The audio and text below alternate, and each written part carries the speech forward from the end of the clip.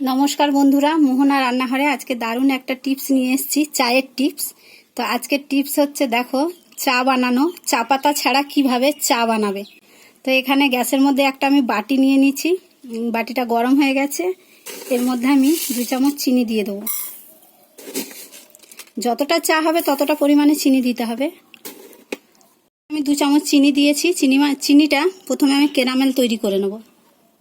চিনিটা দেখো গলতে শুরু করে দিচ্ছে আর লাল মতন রং হয়ে গেছে। এটা আরেকটু লাল রঙের রং হয়ে যাবে, তারপরে আমি এখানে 1 কাপ দুধ দিয়ে দেবো। এবার দুধটা আমি এর মধ্যে দিয়ে দেবো। দেখো চিনিটা যে এখানে ডেলা পেকে গেছে, এটা কিন্তু এই যে দুধ দিয়েছি আস্তে আস্তে কিন্তু গলে যাবে। দুধ চা পাতা ছাড়া দেখো দুধটা ফুটে গেছে। যে চাটা আমি বানাচ্ছি, এর মধ্যে আমি 2 দানা এলাচ দিয়ে দেবো। দেখো চায়ের কালারটা কত সুন্দর লাগছে, আর এলাচটা দিচ্ছি খুব সুন্দর সেন্ট ছাড়বে বলে। তাহলে আজকে চা বানানোর টিপসটা দেখো, চা পাতা ছাড়াই কিন্তু চা বানানো হয়ে গেল।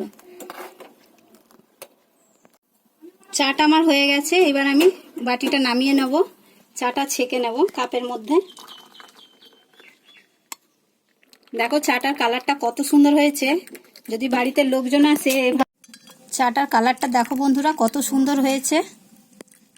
বাড়িতে যদি লোকজন আসে, যদি এরকম ভাবে চা পাতা ছাড়া চা বানিয়ে দাও, তাহলে কিন্তু কেউ ধরতেই পারবে না যে এটা চা পাতা ছাড়া চা করা হয়েছে। তো তোমাদের এই চায়ের টিপসটা কেমন লাগলো অবশ্যই ভিডিওটাতে কমেন্ট করে জানাবে। ভিডিওটাতে একটা লাইক করবে, চ্যানেলটাকে সাবস্ক্রাইব করবে।